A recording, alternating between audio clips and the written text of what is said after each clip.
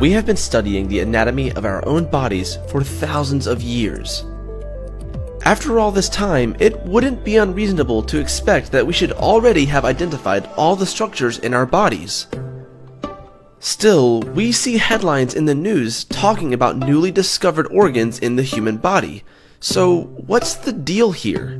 First things first, a previously unknown organ was recently identified by scientists, and it might be the biggest organ in the human body discovered so far. Scientists are calling this new organ the interstitium. This structure is a network of fluid-filled compartments which is found just below the skin. Previously, researchers thought the interstitium was simply a layer of dense connective tissue. But a new study shows that the interstitium is actually a network of interconnected spaces filled with fluid in a tight network of collagen bundles. According to experts, these interstitial spaces that contain a meshwork of collagen proteins can shrink and expand, and may serve as shock absorbers protecting the tissue. The new organ was spotted when researchers looked at live human tissue with a new imaging technique known as the probe-based confocal laser endomicroscopy. I know, that's a mouthful. Previous imaging methods have mostly looked at tissue that is already dead and therefore drained of fluid, so the fluid-filled cavities weren't visible.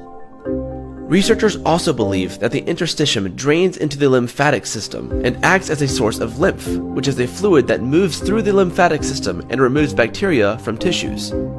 This might help to explain why some cancers that invade the tissue spread into the lymph nodes.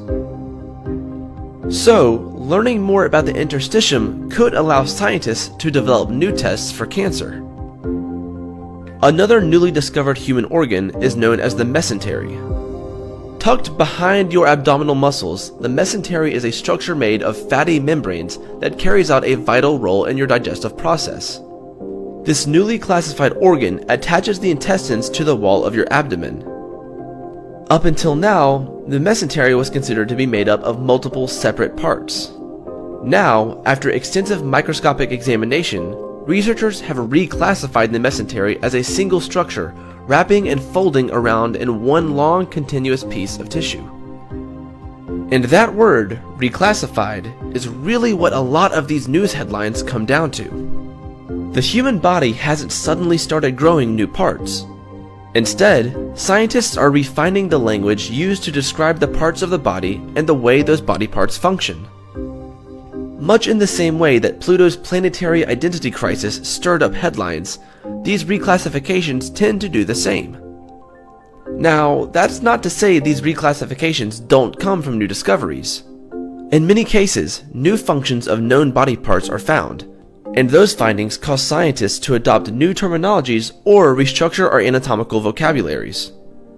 And doing so can lead to more discoveries in the future.